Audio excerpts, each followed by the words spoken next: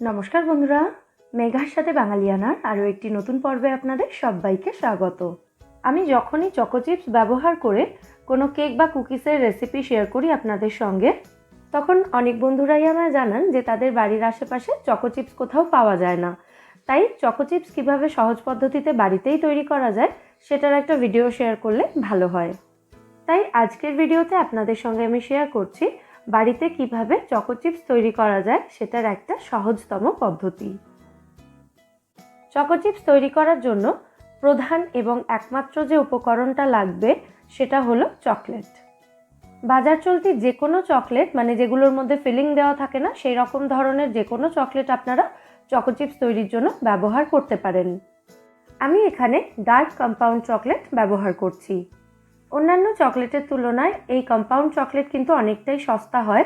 400 গ্রাম chocolate মাত্র 90 টাকায় পাওয়া যায়, আর এই চকলেট কিন্তু অনলাইনেও খুব ইজিলি অ্যাভেলেবল।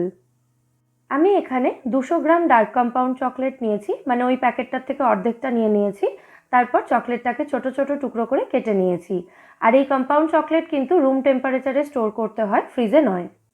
এবার এই চকলেটটাকে ডাবল বয়েলিং মেথডে মেল্ট করে নিতে হবে বা গলিয়ে নিতে হবে। আমি এখানে একটা সসপ্যানে 1/2 কাপ মতো জল নিয়ে জলটা গরম করতে বসিয়েছি। জলটা অলমোস্ট ফুটতে শুরু করেছে, দেখতেই পাচ্ছেন। এই পাত্রের ওপরে আমরা চকলেটের পাত্রটা বসিয়ে চকলেটটাকে গলিয়ে নেব। মনে রাখবেন, যে পাত্রে জল ফুটতে দেওয়া হবে সেই পাত্রটা যেন একটু গভীর বা ডিপ হয়, কারণ এই পাত্রের ওপরে আমরা যখন চকলেটের বাটিটা বসাবো তখন চকলেটের বাটিটা যেন জলটা কোনোভাবেই টাচ না করে, মানে এই ফুটন্ত জলটা যেন চকলেটের বাটিটার গায়ে না লাগে, তাহলে কিন্তু চকলেটটা নষ্ট হয়ে যাবে। এবার গ্যাসের ফ্লেমটা একদম লো রেখে চকলেটটাকে গলতে দিতে হবে। মাঝে মধ্যে শুধু একটা স্প্যাচুলা বা একটা চামচ দিয়ে চকলেটটাকে একটু নাড়াচাড়া করে দিতে হবে।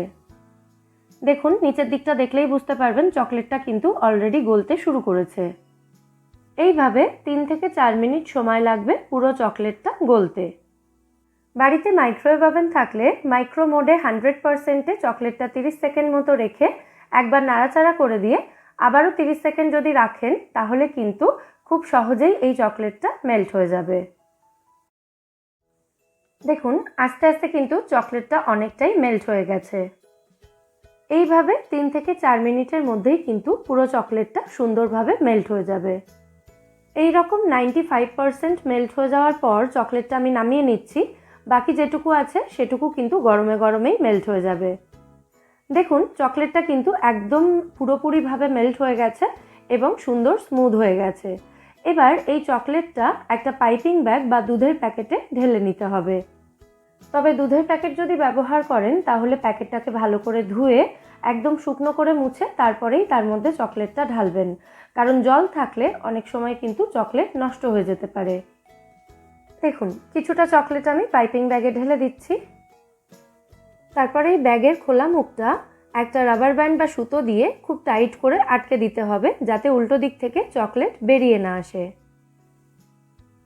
ব্যাস, আমাদের চকলেটের কোন এখানে একদম রেডি হয়ে গেছে। এবার যে কোনো ফ্ল্যাট সারফেস বা সমান কিছুর ওপরে এক টুকরো বাটার পেপার বা কোনো প্লাস্টিক শিট ভালো করে আটকে দিতে হবে। বাটার পেপারটা সেলোটেপ দিয়েও আটকে দিতে পারেন অথবা এরকম ফোল্ডও করে দিতে পারেন। এবার এই চকলেটের ব্যাগের মুখটা কাঁচি দিয়ে খুব সামান্য একটু কেটে দিতে হবে, একদম ছোট্ট করে কাটবেন। তারপর গলানো চকলেটটা এরকম একটা একটা করে ড্রপের মতো এই বাটার পেপারটার ওপরে দিয়ে দিতে হবে। খুব সহজ একটা কাজ এটা, খুব মজারও, তবে একটু ধৈর্যের কাজ।